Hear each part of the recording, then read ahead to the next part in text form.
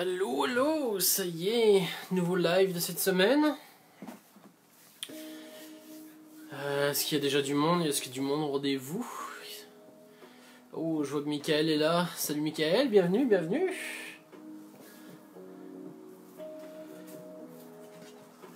On va attendre un peu comme d'habitude, le temps que... Allô Maxime, bienvenue, bienvenue.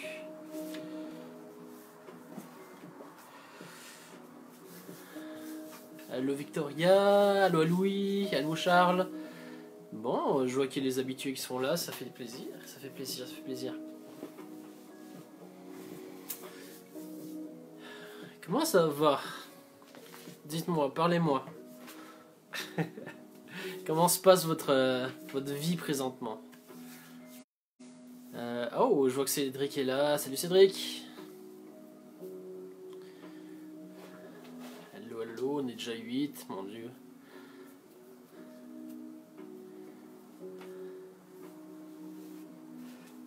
Allô Alice, bienvenue, bienvenue. Oui, mes beaux cheveux, je les ai un peu raccourcis malheureusement. Il commence à faire un peu trop chaud, fait que... Nice, j'espère que tout le monde va bien. Écoutez, on va commencer avec une petite introduction. Fait que le sujet d'aujourd'hui, ça va être... on va parler de l'histoire du Shonen Jump en fait. Fait que vraiment juste du Shonen Jump et pas d'autres magazines pour le moment. Parce qu'on va se concentrer sur le plus populaire et le plus connu, celui qui fait le plus de ventes à l'année. Lui qui nous dit good, je vais sortir bientôt pour faire une chasse aux bibliothèques. Oh nice. Bibliothèque, tu vas aller racheter des bibliothèques ou tu vas essayer de dénicher des livres? C'est la magie du Shonen Jump ça. Bah oui. Évidemment Cédric. Quoi de mieux, quoi de mieux. Nice, nice, nice. Cool, bah écoutez, donc comme je disais, on va parler du Shonen Jump aujourd'hui. On va parler de son histoire, on va parler de sa ligne éditoriale, de comment est-ce que ils s'organisent pour cibler leur public, comment ils s'organisent pour sortir leur premier magazine. Allô Marie-Hélène, allô Vincent, bienvenue parmi nous, déjà 16, c'est cool, c'est cool, c'est cool. On va parler aussi de comment est-ce qu'ils ont fait pour arriver à sortir leur premier magazine, comment est-ce qu'ils ont pu rivaliser avec les autres maisons d'édition qui étaient déjà assez conséquentes à l'époque, puis comment est-ce qu'ils ont fait pour s'en sortir, puis monopoliser un peu, pas monopoliser, mais avoir une plus grosse importance dans le marché du manga. Allô Nicolas, bienvenue parmi nous. Allô, allô, allô tout le monde, à tous ceux qui nous rejoignent.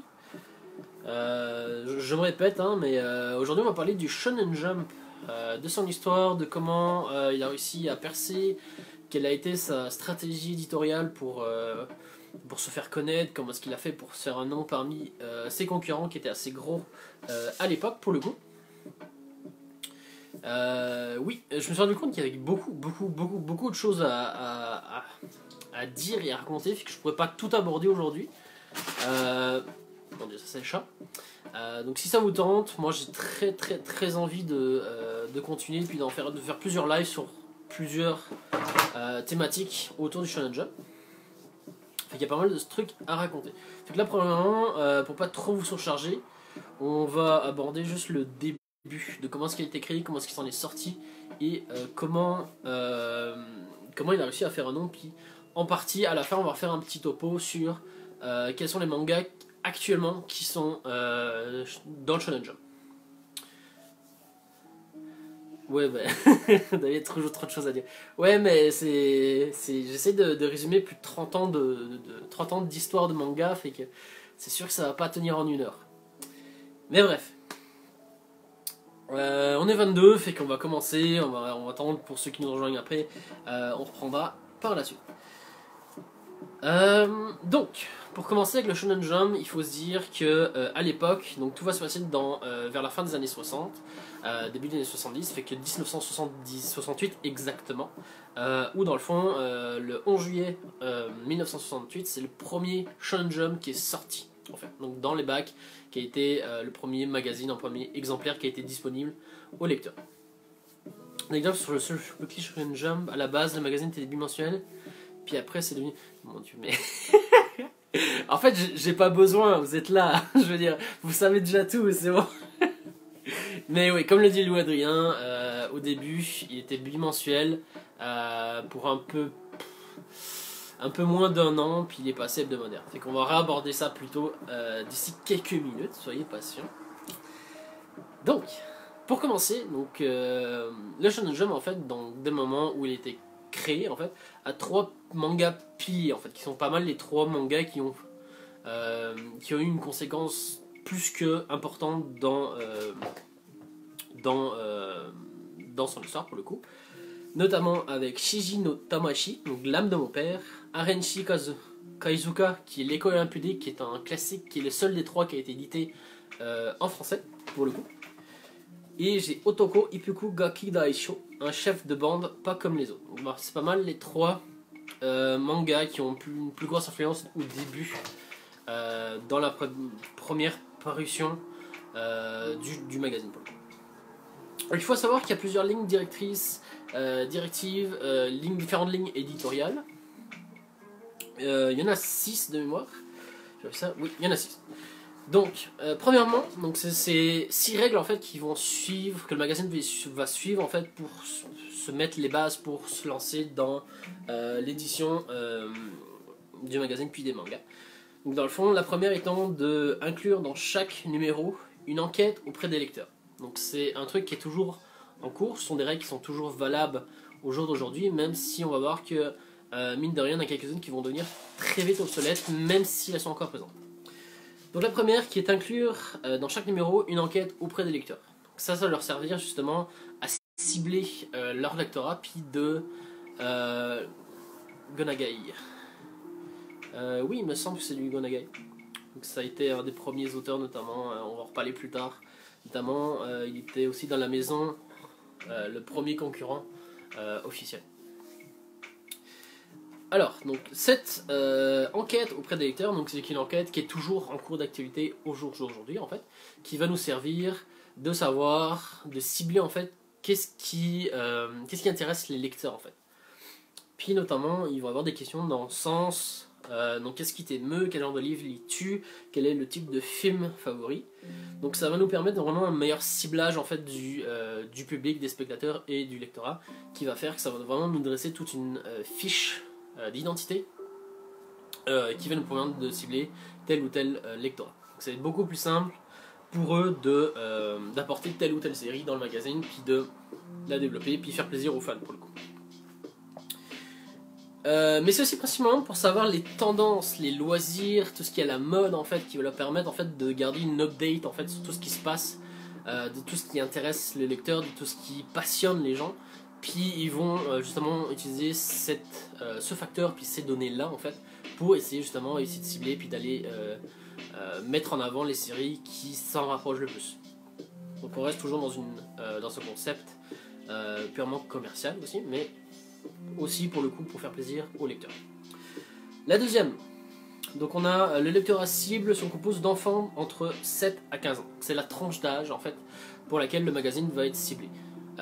Donc j'ai 7 à 15 ans, mais ça n'empêche pas les gens justement adultes, enfin plus vieux en fait, d'apprécier. Oui, exactement, École Pudique c'est son premier manga dans le fond. On le voit en plus, il y a un truc vraiment très particulier, puis un concept vraiment intéressant que j'ai découvert en faisant mes recherches justement. Puis je trouve ça juste tellement ingénieux.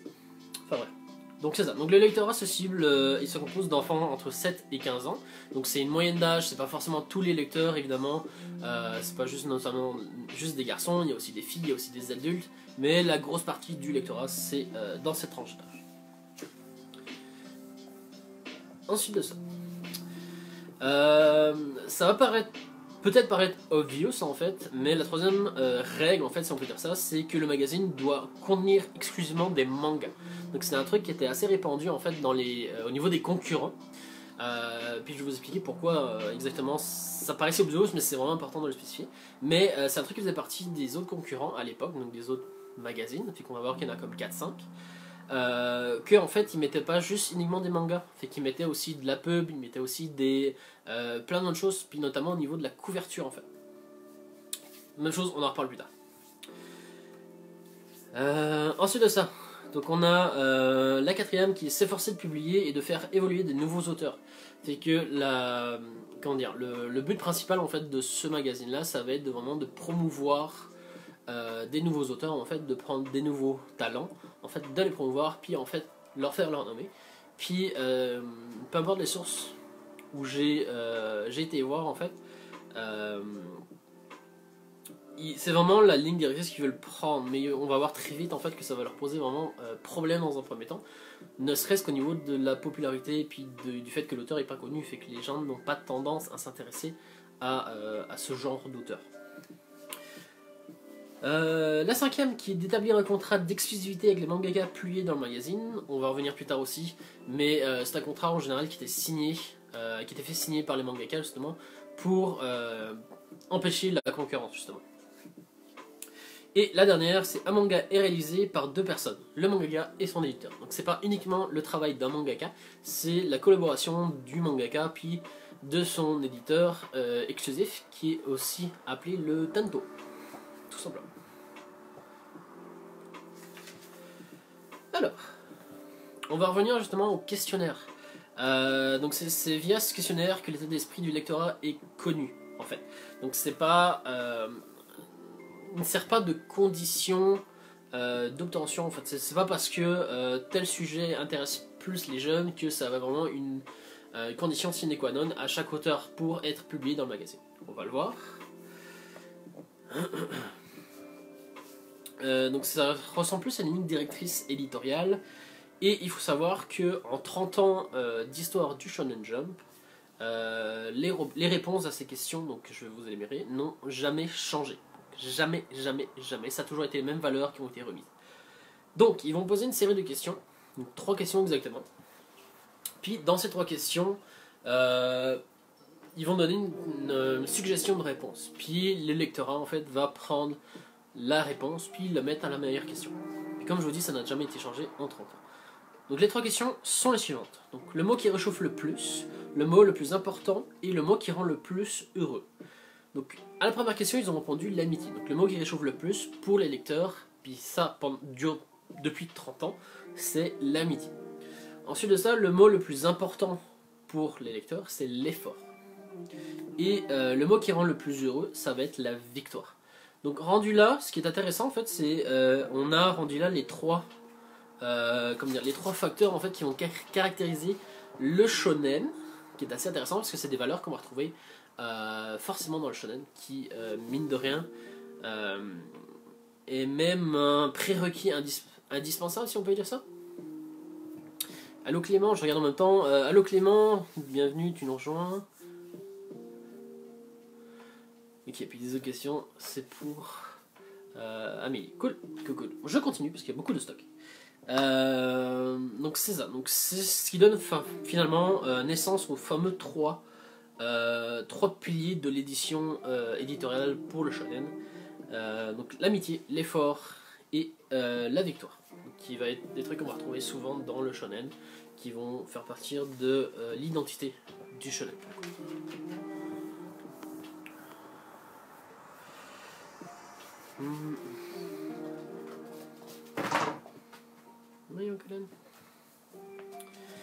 Donc pour toujours y aller sur ces questions-là, il va y avoir une autre questionnaire donc, qui est complémentaire aux 3 questions que je vous ai dit notamment.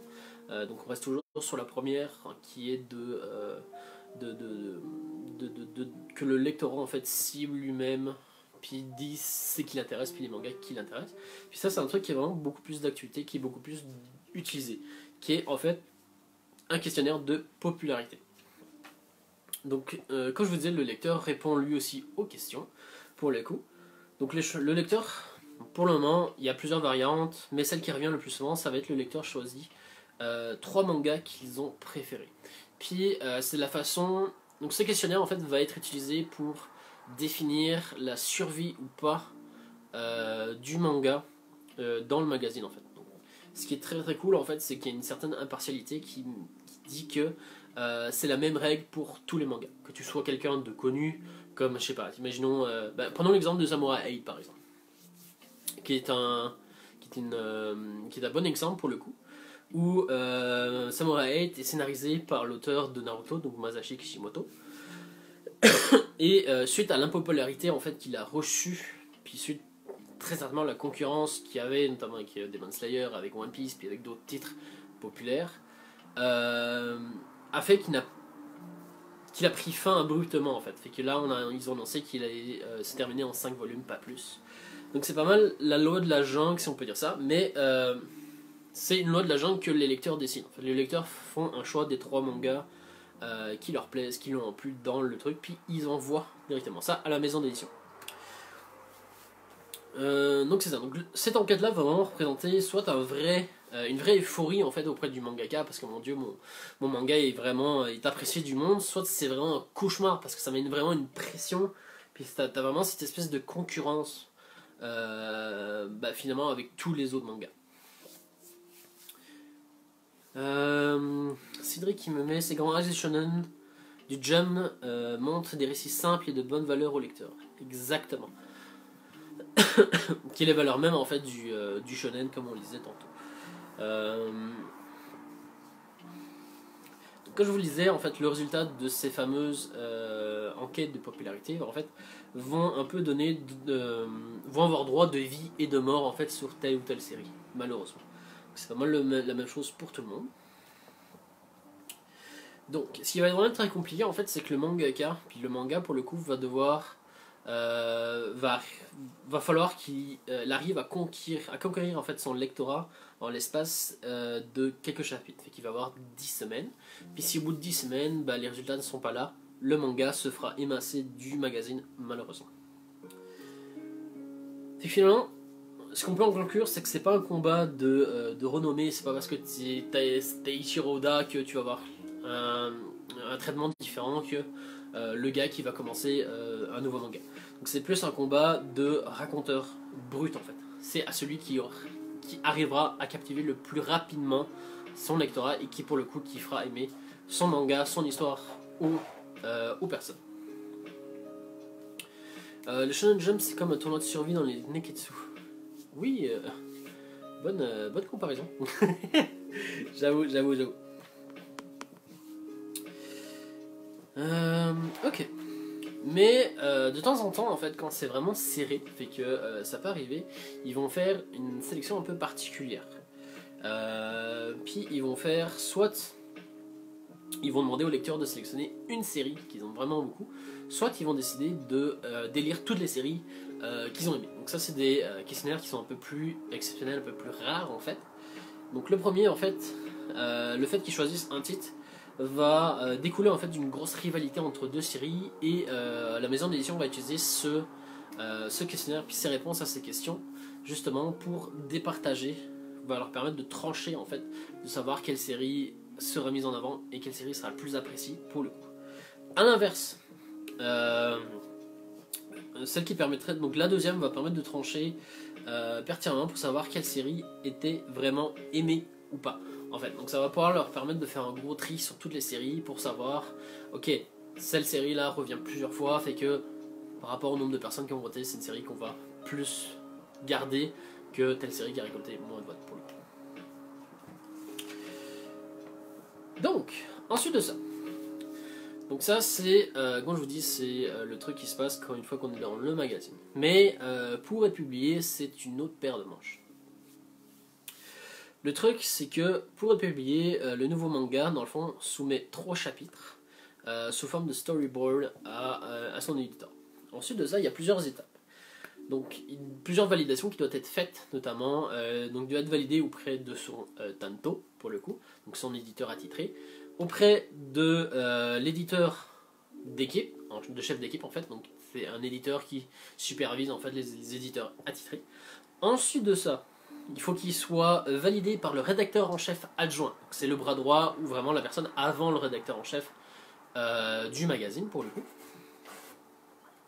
Et après ça, finalement, il va falloir que la série soit validée par le rédacteur en chef qui va avoir la décision finale en fait sur l'œuvre, tout simplement. Après ça, l'auteur peut commencer à en créer ses séries, donc ses planches, et il va pouvoir être payé pour le coup. Alors, je vous dis que c'était la dernière approbation, mais après ça, il y a une dernière des dernières approbations. Donc, qui est la dernière approbation pour le coup. Donc, les planches ont été ancrées, le mangaka a été payé. Puis après ça, on a une dernière approbation où toutes les personnes en charge qui ont approuvé dernièrement le manga vont se faire une réunion, puis ils vont débattre autour du manga si oui ou non finalement le manga va sortir dans le magazine. Donc ça va inclure les chefs d'équipe, le rédacteur en chef adjoint et le rédacteur en chef. Ça arrive, c'est déjà arrivé que de temps en temps certaines séries soient éditées puis que ces séries en fait ne soient pas publiées mais mises de côté au cas où s'il s'avère que une série marche pas ou qu'il faut annuler une série très vite. Donc c'est des séries qui ont été mises en stand-by puis il y a même des séries qui sont sorties qui n'ont jamais été éditées du tout en fait. Qui ont été approuvées mais qui n'ont jamais sorti dans le magazine parce que à cause de cette dernière approbation. Alors, là on va parler vraiment du magazine, vraiment le magazine en lui-même. Donc, au lancement du magazine, il faut savoir que Ashita no Joe était un grand succès. Bon, globalement, pas dans le magazine, mais Ashita no Joe était un gros succès. Donc là, je vais parler de deux magazines, donc qui est le Shonen Magazine de Kodansha, donc qui est un autre magazine, et le Shonen Jump, qui est celui dont on va parler. Qui sont du coup deux magazines différents et concurrents. Donc pour ce qui concerne le Shonen Magazine de Kodansha, donc fin des années 60, en même temps, à peu près là, en même temps que donc à peu près en même temps que la publication de Ashita no Joe. Donc la misère montrée dans ce manga-là, notamment, va faire réagir la jeunesse en fait. Donc va faire réagir les lecteurs. Donc les lecteurs qui sont principalement composés de jeunes étudiants qui vont un peu se révolter suite à cette misère qui est montrée, puis à ce refus de la société qui est mis en avant finalement, du fait que c'est pas forcément tout. Bon. C'est pas prouvé exactement, mais suite à ça, en fait, le Japon connaît des vagues de protestations justement suite à ce genre de manifestations justement. Et cette tournure en fait sociétale va très fortement influencer le magazine en soi. Le Shonen Magazine de Kodansha évidemment, qui elle va se diriger un peu plus vers des geeks, en fait, des mangas avec des thématiques un peu plus matures, un peu plus adultes en fait. Donc, ils vont voir que ce reflet de société en fait va faire réagir, puis va faire augmenter leur vente. Puis ça va être une bonne occasion pour le Shonen Jump d'avoir une sujet en fait qui va permettre de se démarquer de leur concurrent.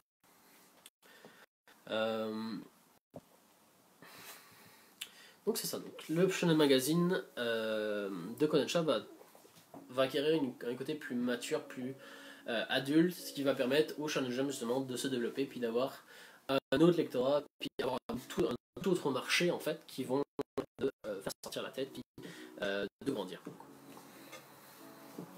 Donc comme je disais, le Shonen Jump pour le coup est lancé en 1968. Donc il faut savoir, ouais non ça réagit bien dans le chat, c'est cool. N'hésitez pas à poser des questions si vous voulez, je parle hein, mais pourquoi t'es bien Indiana Jones? Non, je suis pas bien. Je suis pas bien un Indiana Jones, t'inquiète.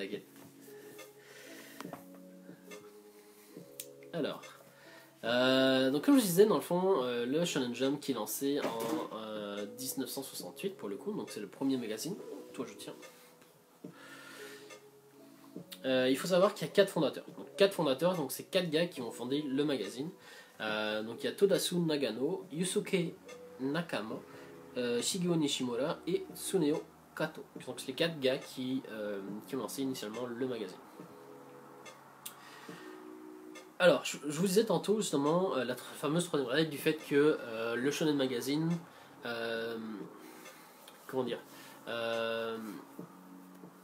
veut publier uniquement des mangas. Il y a une raison toute particulière à ça, justement, parce que en fait, les gars en l'époque ne savaient sortir uniquement que ça. Ils ne savaient pas comment ça fonctionnait pour les autres types d'œuvres, en fait, puis ils ne savaient pas quel support apporter exactement, fait qu'ils ont mis cette règle-là comme étant une de leurs règles éditoriales pour sortir des magazines.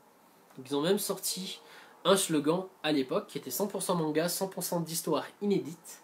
Attention au départ de l'express du manga. Donc ça a été vraiment pendant un certain temps le slogan en fait du magazine pour le vendre justement, pour vraiment dire aux lecteurs bon écoutez, vous trouvez rien d'autre que du manga dans nos trucs, fait que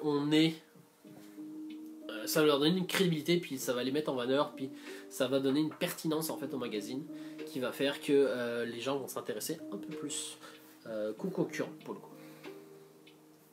Et c'est notamment aussi pour ça que sur les couvertures du magazine, il n'y aura jamais eu, ou il n'y aura jamais rien d'autre que du dessin, que des dessins de mangaka en fait. À l'inverse d'autres magazines en fait où il y avait autre chose, il y avait des photos, il y avait d'autres choses, et c'était pas 100% composé de dessins. Pour le Shonen Jump, c'est le cas. Ensuite de ça, donc dès son lancement en 1968, donc la décision est claire depuis le début, le magazine sera hebdomadaire. Comme le disait Louis tantôt, au début, le Shonen Jump était bimensuel, en fait, au tout début. Ils n'ont pas eu le choix, ils ont sorti comme ça pour commencer. Puis, un peu moins d'un an après, le magazine est devenu hebdomadaire pour le coup. Donc en 1969 pour le coup.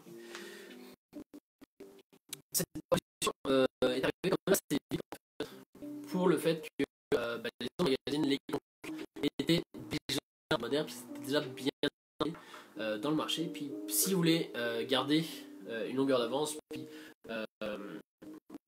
suivre en cadence, en fait, ils ont décidé de switcher à ce mode hebdomadaire. Donc, je parlais des concurrents, il y en a 3 exactement, donc ils sont 4 avec le Shonen Jump. Cédric il nous dit c'est vrai encore actuellement. Les autres magazines ont des pubs en couverture. Oui, c'est ça. Il n'y avait pas vraiment, il y avait pas que du manga. Il y avait des pubs, il y avait des photos d'idoles, des photos sexy. Il y a vraiment de tout en fait. Ce qui fait que notamment les Shonen Jump ont une couverture 100% manga. Ce qui est cool en fait parce que ça remet en avant le travail des mangaka pour le coup, et ça se rapproche en fait sur un peu leur slogan sans vraiment l'être en fait, que tout le succès qu'ils leur doivent c'est en grosse partie grâce au mangaka pour le coup. Est-ce que je suis la seule pour laquelle ça bug? Micro bug à quel moment? Ok. Écoutez, moi tout paraît bon. Ça fait un moment que ça vous le fait?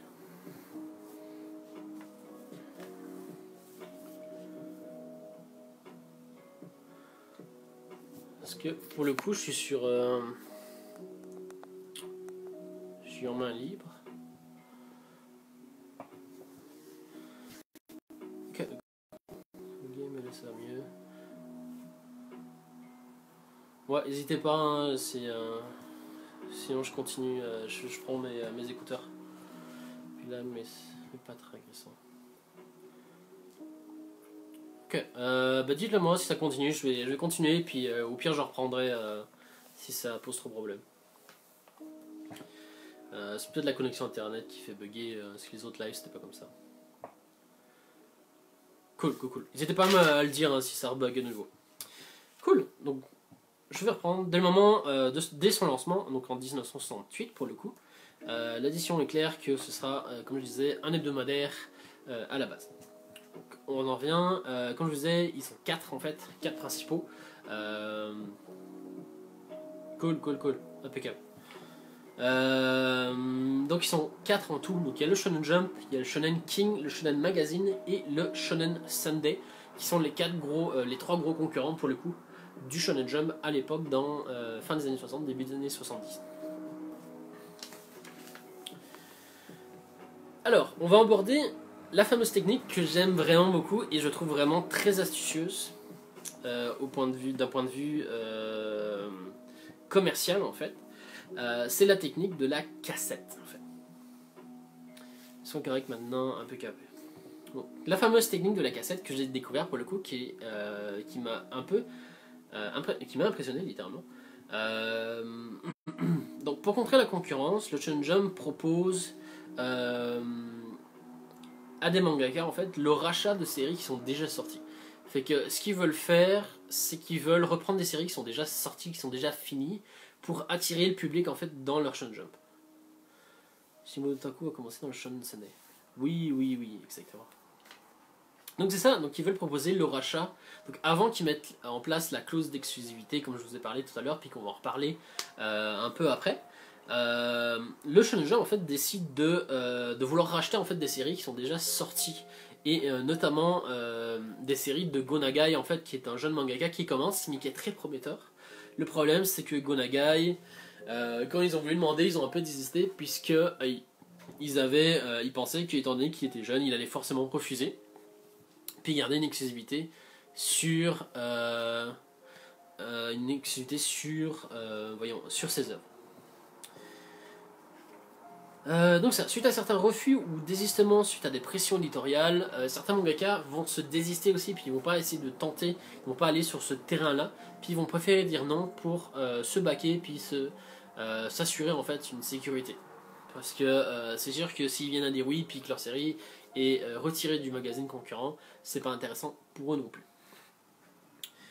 Donc pour le coup, en fait, pour contrer ça, en fait, donc ils vont quand même réussir à accéder à plusieurs mangaka, donc plusieurs séries qui ont déjà été plusieurs mangaka qui ont déjà sorti de séries, donc ils vont en récupérer et ils vont les publier. Mais en parallèle, en fait, lorsque les mangaka, donc les jeunes mangaka qui vont être publiés dans le magazine, n'arrivent pas à respecter les délais de remise de planche, parce que ça arrive, c'est très soutenu, puis très difficile, puis très demandant en fait de respecter ces délais en fait. Le magazine va focus la promotion sur plusieurs auteurs, mais cela va rester compliqué parce que les gens vont donc, cela va rester compliqué parce que les gens ne vont pas vouloir s'intéresser en fait à des nouveaux mangaka, enfin, à des nouveaux venus. C'est la nouveauté, c'est pas mal l'incertitude, est-ce que la série va être bonne, est-ce que machin, est-ce que ça vaut la peine. J'ai pas trop envie d'investir mon argent sur quelque chose que je ne vais pas apprécier. Pour ce faire, et c'est là que ça devient intéressant en fait, c'est que entre deux séries, donc imaginons que je reformule différemment, donc c'est la technique de la cassette. Puis il faut que vous sachiez en fait que à l'époque justement, les mangas publiés dans le Shonen Jump en fait avaient des restrictions de nombre de pages en fait. Et il y en avait deux particulières. Donc si c'est une manga à intrigue en fait, donc, qui n'est pas comique en fait, on demande, ils demandaient à l'époque une trentaine de pages. Donc c'était la norme justement pour participer dans le Shonen Jump, c'est à chaque semaine, il faut que tu me donnes 30 pages. Pour les mangas comiques, c'était un peu moins. Puis c'est assez intéressant parce qu'on a vu pas mal d'auteurs commencer justement avec les mangas comiques. Puisque le manga comique, c'est pas 30 mais c'est 15. Donc c'est 2 fois moins de pages à fournir. Donc, comme je disais, ces délais-là, notamment, sont très durs à respecter. Ils sont pas forcément, c'est un rythme très soutenu, très compliqué. Puis il s'avère que ça arrivait de temps en temps que des mangaka ratent le délai de remise des planches. Puis faible connexion, ça se reconnecte. Ouais, je pense que c'est clairement mon internet, guys.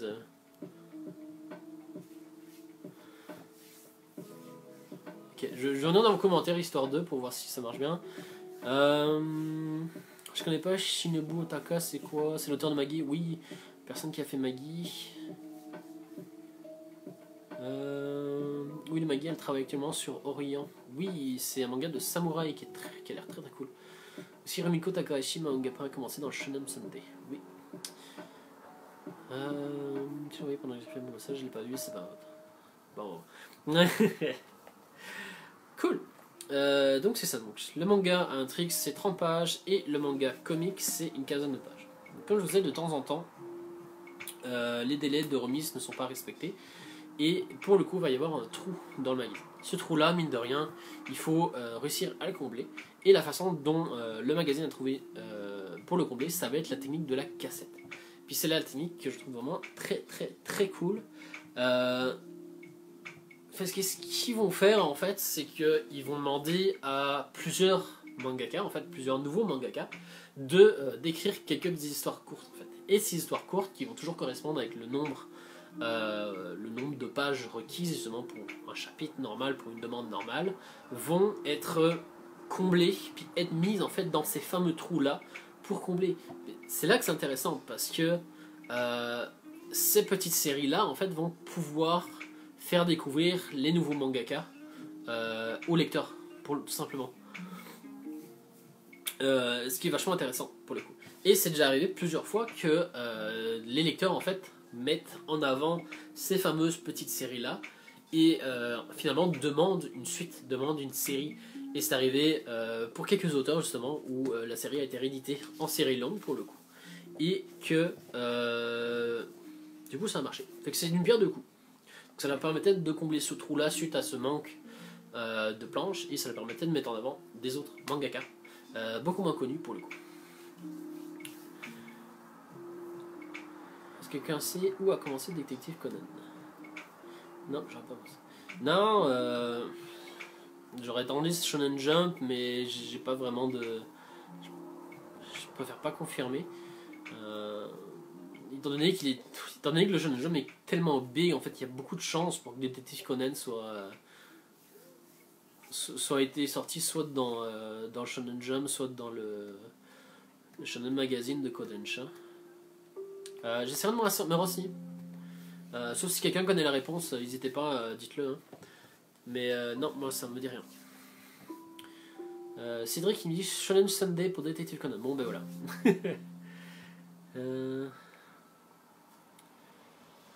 Oui non mais n'hésitez pas, hein. C'est comme écoutez, c'est des sujets aussi que je contrôle pas tout complètement non plus. N'hésitez pas à interagir entre vous dans le chat. Hein.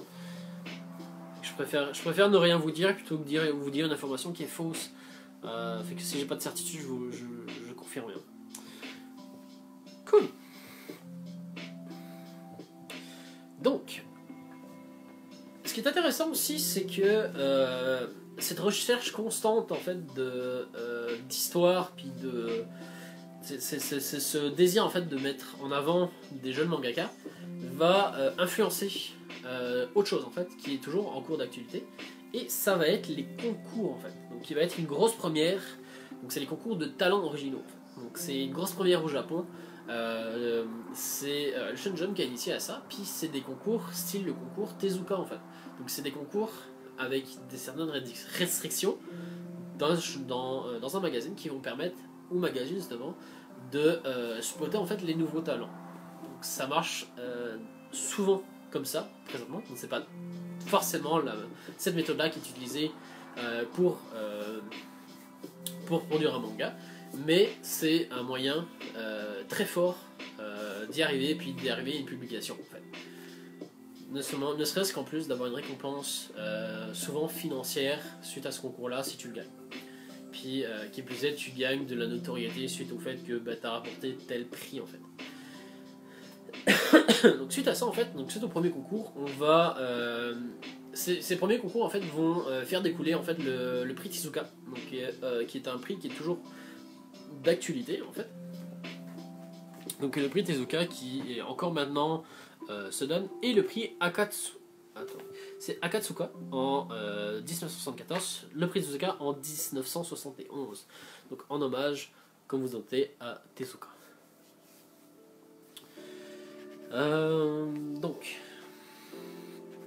Mais le problème, c'est que la demande n'est pas comblée en fait. Le problème, c'est que même en mettant sur place ces deux concours-là, c'est pas assez. Donc, pour le coup, en fait, ils vont mettre sur pied un autre prix, mais un prix mensuel, qui va être appelé le Young Jump. Donc, à l'époque, c'était le Young Jump. Le problème, c'est que à l'heure actuelle, le Young Jump, c'est plus vraiment ce que c'est, puisque plus tard, ils vont sortir un magazine qui va s'appeler le Young Jump, en fait, qui vont cibler une autre sorte de manga. Et pour le coup, ça va être du seinen. Et le prix va être renommé en Fresh Jump. Donc, il va changer de nom en cours de route, mais c'est toujours le même. Il faut savoir aussi que ces magazines, même s'il paraît banal au jour d'aujourd'hui, puis c'est un truc qui est vraiment très répandu, il faut savoir que sans ces fameux prix-là, donc le prix Tezuka, le prix Akatsuka et Fresh Jam, c'est quelque chose qui va aider. C'est vraiment les concours. C'est vraiment ces concours-là en fait qui vont faire toute la renommée du Shonen Jump, tout le fonctionnement qui va mettre en place, tout le fonctionnement du Shonen Jump, de comment il fonctionne actuellement. Puis c'est en grosse partie à cause de ça que à l'heure aujourd'hui actuellement en fait, il est aussi important. Puis c'est le premier magazine de publication, tout de suite suivi après par Kodansha pour le coup, la Shueisha et Kodansha. Alors suite à ça, donc le rédacteur en chef en fait du Shonen Jump va recevoir un appel en fait d'une personne d'un autre magazine qui va vouloir faire la même chose puis créer un prix, mais problème en fait c'est qu'il veut associer le nom de Tezuka, donc c'est bien après la mort de Tezuka malheureusement, puis il veut donner ce prestige lié au nom de Tezuka du fond, lié au prestige de l'auteur, et il veut l'appeler, il veut mettre Tezuka dedans. Le problème c'est que le Shonen Jump va dire non d'office au début, parce que bah écoute c'est moi qui l'ai inventé machin machin. Le problème c'est que étant donné que la famille était allouée en fait, voulait vraiment faire participer à ce projet là, puis vraiment il voulait vraiment voir que ce projet là soit sur pied, le rédacteur en chef de l'époque est revenu sur sa décision et a dit ok mais je veux garder le nom du prix Tezuka et on va appeler le prix, ton prix que tu veux faire en fait, le prix culturel d'Osamu Tezuka. Donc c'est un autre prix dans le fond qui sera décerné, mais pour le coup avec le nom de Tezuka. Je reviens sur les questions. Donc Marie-Hélène qui me dit une chance que ça a changé de nom parce que sinon ça porte à confusion le nom Jump qui produit des seinen et ça se comprend. Oui, bah, je pense que c'est clairement pour ça qu'ils l'ont fait. Hein. À mon avis, ils ont voulu vraiment leur prendre pour faire produire des seinen, puis bah, je pense qu'ils ont clairement dit que ce serait de l'avoir pour les deux, ce serait juste confus, tout simplement. Alors, on va terminer en parlant du contrat d'exclusivité, donc qui arrive par la suite en fait, qui vont être des contrats qui vont être réservés aux mangaka pour justement assurer au magazine la concurrence en fait. Donc il y a plusieurs points. Notamment c'est des contrats qui vont être soumis aux mangaka qui vont leur dire en fait qu'ils ne peuvent pas créer d'autres œuvres pour d'autres magazines, justement tout ce qui est attaché à leur nom durant le contrat en fait vont être à eux. Et même ça à titre posthume en fait après, bah pas posthume mais après en fait, imaginons qu'ils sont en train d'écrire une série puis qu'ils décident de signer un contrat pour une autre série qui vont sortir après que cette série soit finie en fait, ils ne peuvent pas. Donc ce contrat là en fait les empêche de faire ce genre de choses.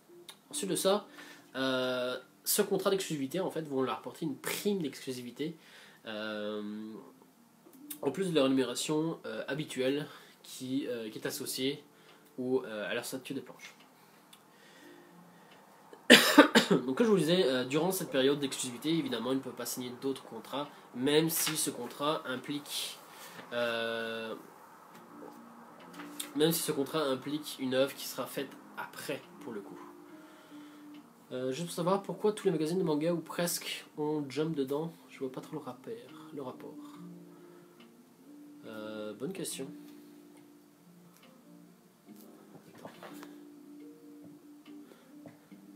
Je sais que Louis Hérin qui nous dit je sais que Shueisha a 2 magazines seinen, l'un hebdomadaire et l'un mensuel. Ultra Jump, c'est là que Jojo est publié depuis 2004. Alors, il faut savoir aussi... Ah, c'est assez compliqué. Mais t'as raison, c'est Will. Ouais, non, je sais. J'essaierai de vous faire un petit topo de tous les magazines qui existent. Il y en a vraiment toute une tripotée, il y en a vraiment beaucoup. Mais vraiment beaucoup. Ne serait-ce que si on va s'intéresser au shonen, au seinen et au shoujo, en fait, il y en a vraiment beaucoup, même pour les kodomo. Oui, bah écoute, Cédric, a l'air d'en connaître. Cédric qui nous dit tous les magazines avec le mot Jump sont ceux de l'éditeur Shueisha. Les autres qui n'ont pas le mot Jump sont avec d'autres éditeurs. Ok, il n'y a pas d'autre raison que ça. Je comprends pas, bon, écoutez, tout le monde en apprend, même moi. Louis qui nous dit les magazines avec le Jump appartiennent à Shueisha, le grand éditeur du manga au Japon. Bon, ok, bon, écoutez, vous m'apprenez quelque chose. Comme quoi, c'est donnant-donnant, hein, je vous dis. Hein. Donc suite à ça, en fait. Bah, écoutez, on va finir avec les dates importantes, en fait. Donc les fameuses dates, puis les principaux titres et les principaux moments importants à retenir, en fait.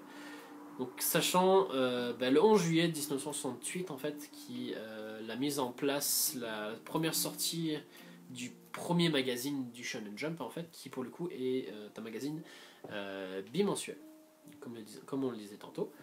Ensuite de ça, le 10 octobre 1969, donc un peu moins d'un an plus tard, sort le premier le premier numéro du Shonen Jump qui est sorti sous forme hebdomadaire. Et il faut savoir aussi que c'est seulement après 2 ans et 5 mois et après les 10 500 exemplaires sortis concernant le premier tome, en fait, que le Shonen Jump dépasse le million d'exemplaires vendus, tout simplement. Donc c'est quand même allé rapidement, je trouve, pour un magazine. Puis même pour un premier exemplaire, 10 500, c'est quand même énorme. Qu'est-ce que j'ai trouvé un emoji qui te ressemble, David. Non, mais je le vois pas. Mon iPad l'affiche pas. Bon, je le regarderai sur le off, sur la rediffusion. My God, qu'est-ce que c'est ça? Bon, on va finir avec 10 titres, en fait, puis ce sera tout. Je ne veux pas trop vous surcharger. C'est qu'on va faire un petit 45 minutes, là, tout au plus. Ouais, ça, on va avoir fait 50 minutes. Donc on va y aller avec 10 mangas, en fait, qui ont commencé dans le Shonen Jump. Après le live, donc lui qui nous dit après le live, je vais mettre un lien d'un thread de Twitter d'un expert de magazine Shonen. Oui, ça m'intéresse vraiment beaucoup si tu as ça, cet emoji. Bon, ça rigole mon chapeau. Il est beau mon chapeau. C'est de la jalousie, ça, je le vois. Bon, blague à part, revenons aux moutons. Donc c'est ça, 10 mangas qui sont sortis dans le Shonen Jump.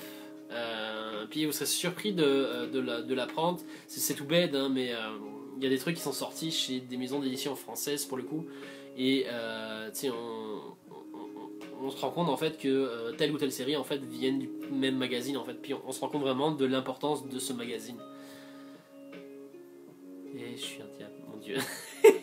Le train d'appartenir à un magazine des éditeurs de Japon. Oui, Louis Adrien, si t'as vraiment ça m'intéresse vraiment beaucoup. Ne serait-ce que pour ma curiosité personnelle. Ce serait vraiment nice. Donc c'est ça. Donc 10 mangas, on va y arriver. 10 mangas qui ont été traduits, qui ont été publiés dans le Shonen Jump. Donc c'est 10 mangas qui ont été publiés récemment, qui sont terminés récemment ou qui sont toujours en cours d'écriture, je tiens à spécifier. Donc c'est des mangas assez récents pour le coup. Oh, je suis une chenille, mon dieu. Fait qu'on a Assassination Classroom qui fait partie du Shonen Jump. On a Jojo Bizarre Adventure ici avec la partie 4 notamment que j'ai à la maison. On a Shaman King qui a été ici aussi publié. J'ai Hikaru no Go que je n'ai malheureusement pas ici. On a Dr Stone qui est toujours en cours de publication présentement. Ne pas oublier que Shaman King, il y a une réédition qui s'en vient avec la vraie fin, qui est la première, qui est une première en français. Il y a à savoir que la série à la base s'était terminée en 32 volumes et qu'on n'avait jamais eu la fin. Donc suite à ça, l'auteur avait fait une pétition, puis la maison d'édition n'avait jamais repris la suite de la série. Ensuite de ça, on a My Hero Academia qui est aussi dans le Shonen Jump, qui est toujours en cours d'écriture. On a une vingtaine de tomes. On a Gen d'Hiroshima qui est un peu plus vieux pour le coup. Oh mon dieu. Ça troll dans le chat, c'est bon. Donc on a Gen d'Hiroshima qui est un peu plus vieux pour le coup. qui est fini depuis longtemps, qui est un classique en puissance. Si vous avez l'occasion, c'est une des séries préférées d'Amélie. Je vous en dirai plus si vous venez en boutique. Puis c'est une série qui est très très très très cool. Ensuite de ça, on a Toriko qui s'est terminé tout récemment. Tout récemment, ça fait déjà quelques mois. Qui compte une quarantaine de volumes. On a Yuno de la Potion Yuragi qui est une série ecchi qui est toujours en cours de publication. Mon dieu, c'est en train de se battre. Donc Yuno de la Potion Yuragi qui est une série qui est toujours en cours d'écriture. Je pense qu'on est arrivé à une dizaine de volumes. Et j'adore parce que j'essaie de raconter des choses, puis je suis distrait par ce que vous dites, mais il n'y a plus aucun contrôle qui est fait. Ça me fait papillonner, puis je suis comme... Non, mais tu as une autre éponge qui... Oh mon dieu, mais les gars... Puis pour finir, on a Black Clover pour le coup, qui est une série qui est toujours en cours d'écriture, toujours en cours de publication. On est rendu au tome 22-23 je pense pour le moment.